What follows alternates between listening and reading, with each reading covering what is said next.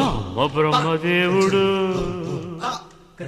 కొంప ముంచినావురు, ఎంత గొప్ప సొగసురు ఈ ఆడదాచినావురు.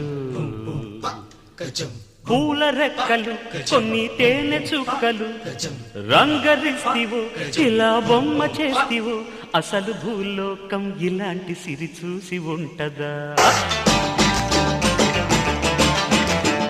కనుక ఈ చిత్రం స్వర్గానికి చెంది ఉంటదా?